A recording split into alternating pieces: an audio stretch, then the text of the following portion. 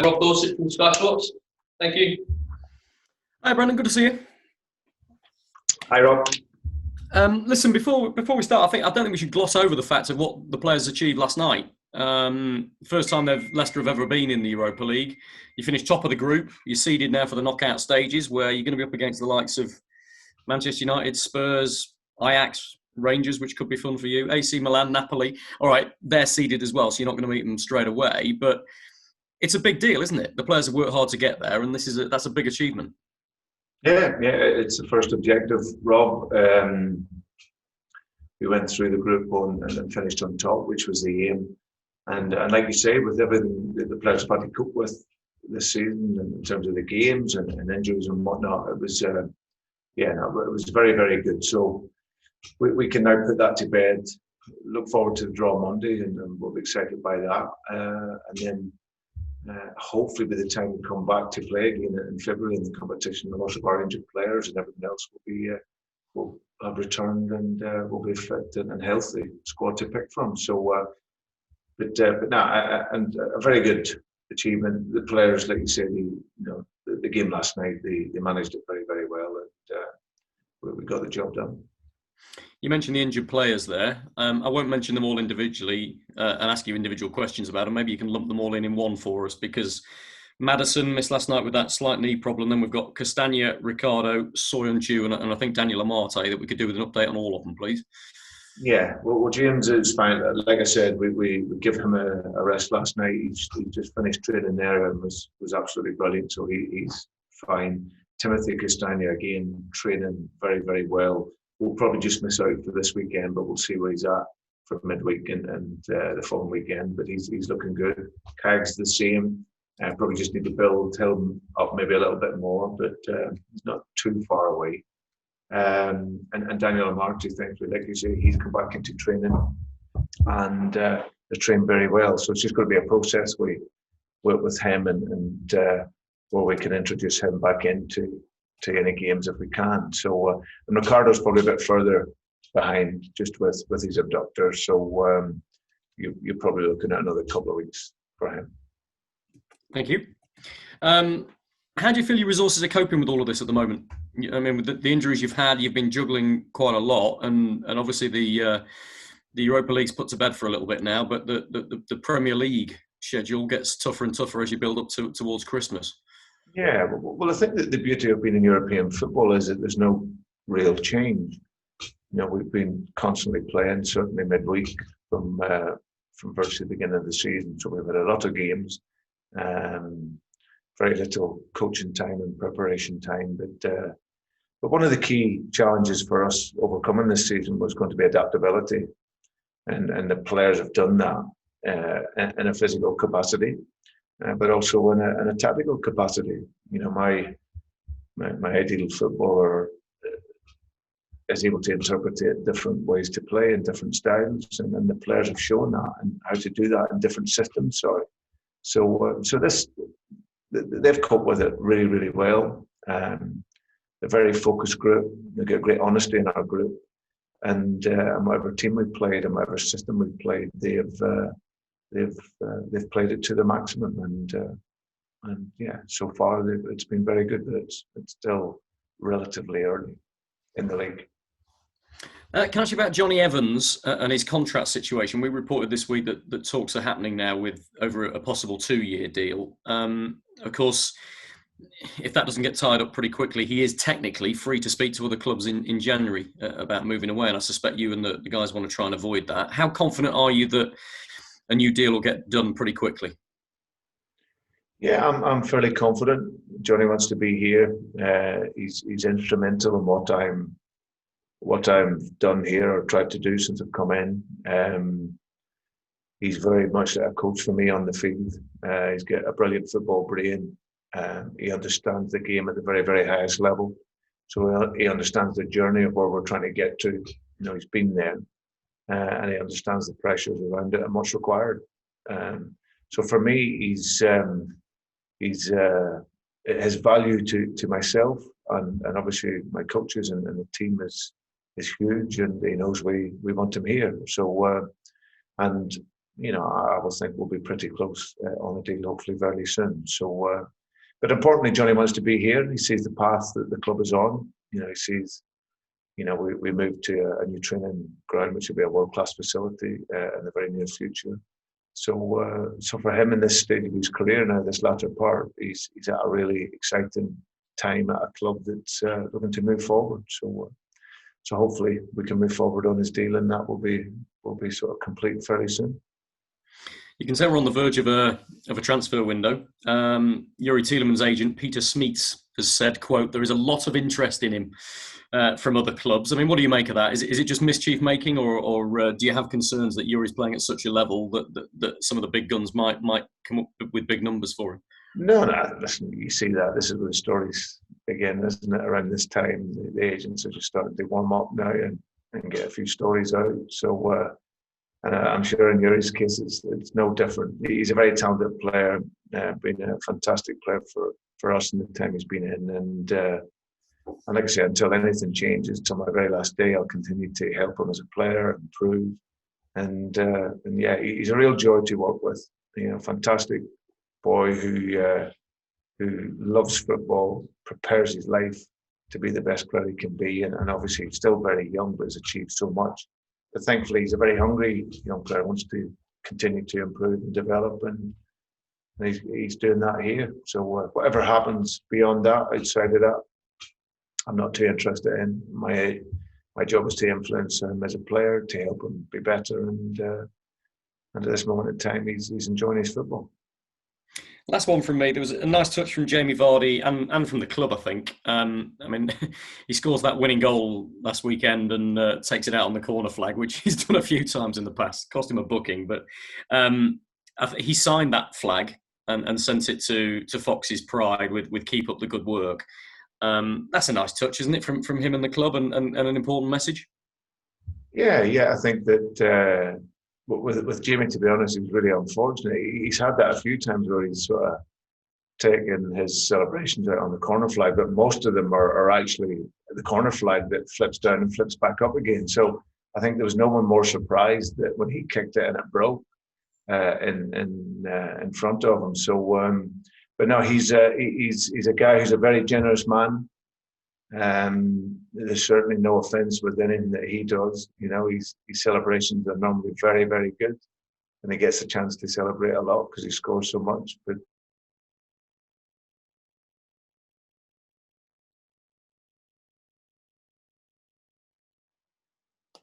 was received in that manner as well.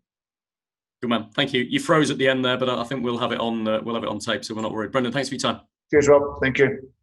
Okay, Andy from Premier League, please. Afternoon, Brendan. Just one on the Europa League, this successful campaign that Leicester have had so far. Is there a little part of you that's quite relieved to park that until February time so you can focus on this hectic Premier League schedule that's coming up? I think we know before it starts, we know the programme, we know the scale and how busy we would be. But we've embraced it. We've really tried to enjoy it. For me, it's been the opportunity to keep the team fresh and as physical as it possibly could be. Players were getting the first experience of European football. It's a chance for us to put in young players, but at no time did we ever pick a team that we didn't think could win the game. And hopefully that has shown in how we've taken the competition and obviously finishing at the top of the group. So yeah, it allows us to put it to bed now for a while. As I said, we're excited by the last 32 and the draw, and but now we can really focus on the Premier League, and of course when the FA Cup starts in the new year. So yeah, we'll look forward to it when it comes. But now we can put our focus purely into domestic football. Just on those younger players, how important a competition has it been for the youth of Leicester, for the players who are developing? And you've obviously given them plenty of opportunities as the Europa League has worn on as well. Yeah, well, I think it's vitally important. I think for a player, even a coach and a manager, those experiences help you. You know what you're up against domestically, but when you play against teams from other countries, and you analyse and do all your homework, but it's never quite the same as when you're playing against them. And so you're playing against different styles, and all the teams that are in European competitions, whatever that is, they're normally teams that are doing very well in their respective leagues. Hence the reason why they qualify. So they normally come in with a good style, a good game model. They come in with confidence because they're used to winning. So it's always a challenge for you. And for our young players to be exposed to these experiences and the pressures of that. I put the players under pressure last night. It just wasn't about winning the game. We wanted to win what we wanted it to be a must-win game. And how they cope with that, how they started the game, you've seen their hunger. You've seen the bravery and the physicality that they showed in the game, and they got the job done. And players like Luke and Hamza, these boys, Harvey, they're all, James Madison, they're playing their first European campaigns virtually. So yeah, I've been delighted with the progress in it, and we aim for that to continue. I know we mentioned the raft of injuries, but I think it's 4 clean sheets in the last 5 home games at the minute. You must be delighted with the defensive resilience that your side has shown despite those injuries. Yeah, we've had to work around that, find a way in order to win whilst trying to maintain our identity and our style. So, like you say, with Timothy Castañe's missed, I think it was something about 9 games. Cags has been out for a long time. Johnny Evans was out at the beginning of the season. Ricardo Pereira. So really, really important players for us. But I think everything for us is about the collective. So players have come in and done exceptionally well, played to a high level consistently. And you're right, fundamentally, in order to attack well, you have to be able to defend. And that's always been something that from day one I've spoken about. So that intensity, that aggression, not being passive. We've been unfortunate. Set pieces, I've got to say, we haven't been so good this year. I think we've conceded more than we've done in the all of last season. But I'm putting a lot of that down to the profile of players. A lot of our defenders are out, but we should be better in that, and we will be better in that going forward. But ultimately, yeah, you have to defend well if you want to attack well. Just one on Brighton. Fair to say almost the performances have been there from them, but the results haven't quite been there for Graham Potter's side so far. They're a team I'm really, really impressed with. I think Graham and Billy and his staff there, I think they've done a fantastic job. Chris equally done a very, very good job when he was there. Graham comes in and then he brings his own philosophy and identity to the team. And I think they're a fantastic club. You get Dan Ashworth, who's the director of football there, who's got great experience at all levels. And they'll put in, I know they'll put a great infrastructure in place. And then Graham will come in and you can see how the team play. You see the confidence they play with. They play out different styles as well. They can change the shape within games. And all of their games, most of them, the majority of games, even though they've lost them, they've been very close. Yeah. So there's not too many teams run away with a result against Brighton. So that tells you that it's going to be a difficult game for us, a hard game for us, and we have to be ready for it. Thanks, Brendan. Best of luck. Cheers. Thank you. Ian Stringer, please. Hello, Brendan.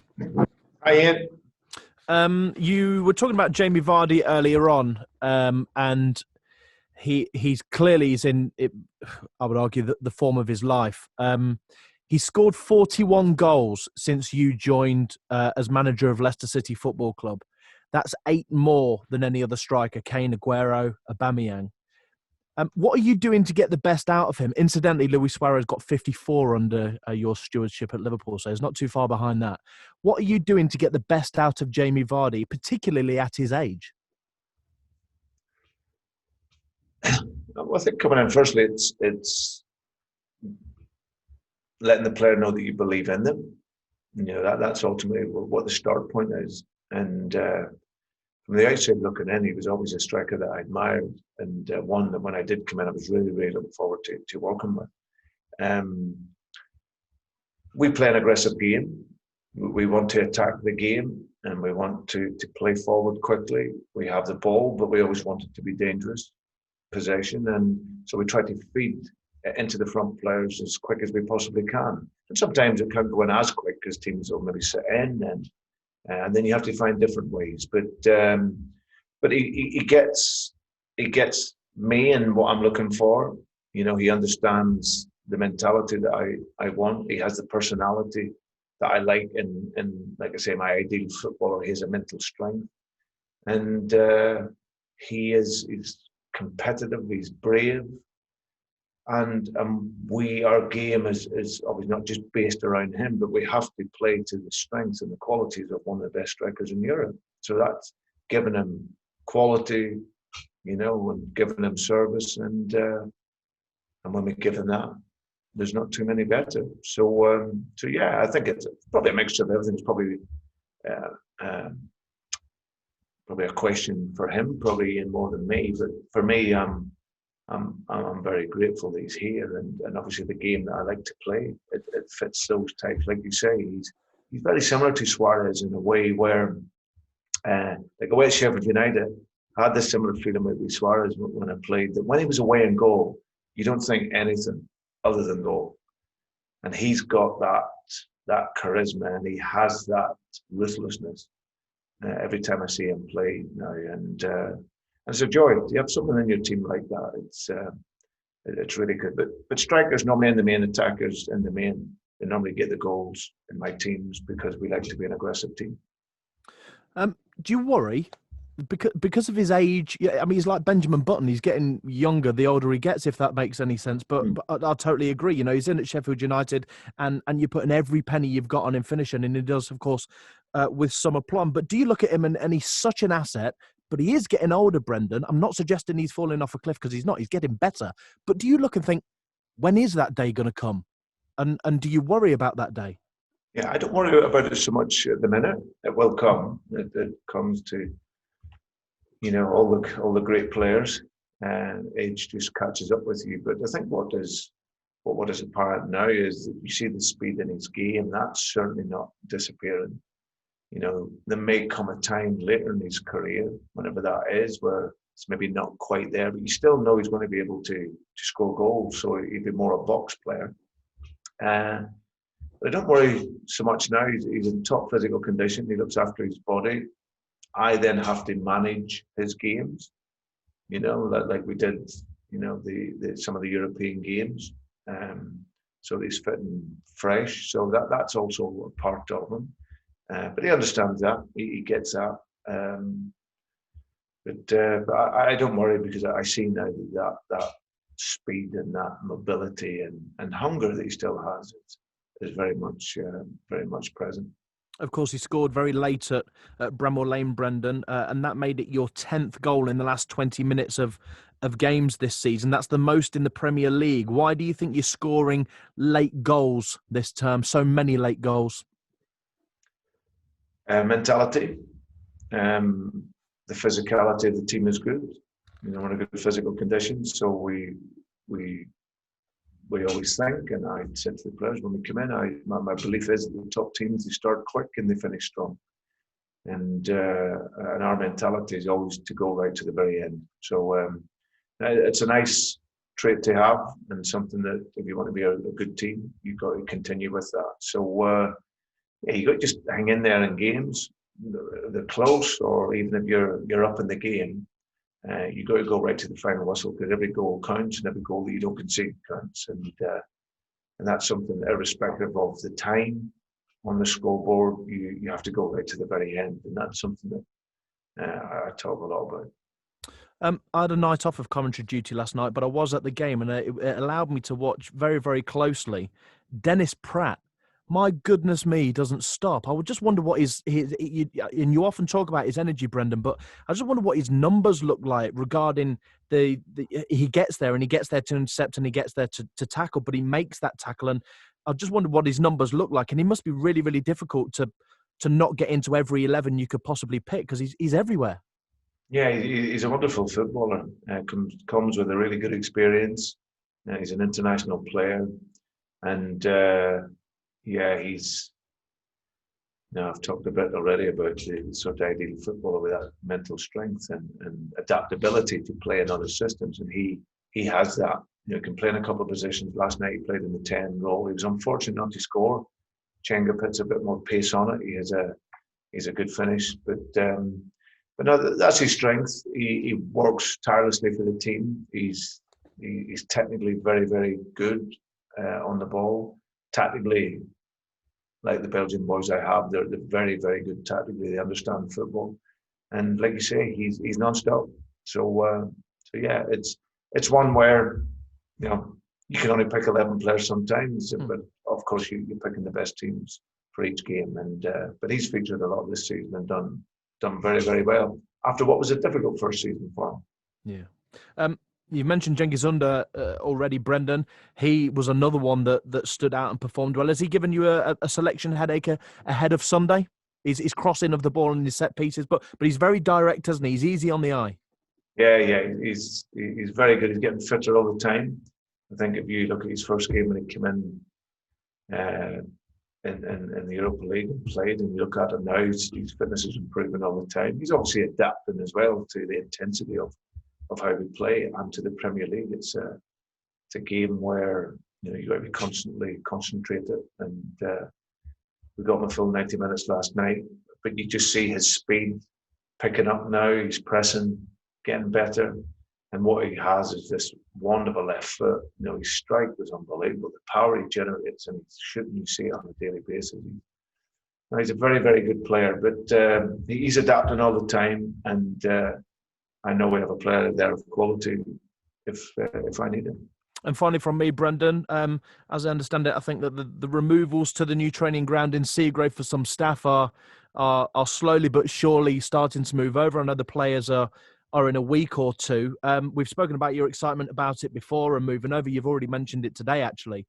What kind of difference is this new training ground going to make for you? And I wonder whether you can just explain to the fans of the football club listening to us exactly how different it is and frankly how spectacular it looks as well. Well, I'm looking forward to the time when you guys can see it, because you'll be absolutely in awe of it when you get there. You get a nice big press room and it all looks great. But this is right up there with the best in the world. It's absolute incredible investment by the club. One of the big reasons to come here. I'm a developer. That's my life, and to go to a facility where there's been no expense spared. It's absolutely phenomenal facility, and there's no excuses for any player. If you're talking about influencing players to become better and improve, well, you have great facilities. It's obviously you need the environment and the people in there, but there's no excuse whilst you are there to not become better if you want to. Just as everything you would want at the very elite level of modern football, from sports science to pitches to academy development, even our ground staff.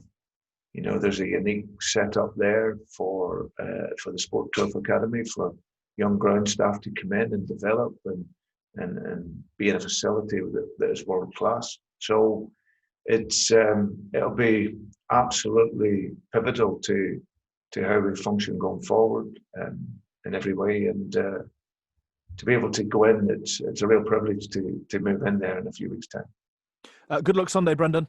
Thanks, Ian. Thank you. Okay, thank you to our broadcast colleagues. We'll end that section.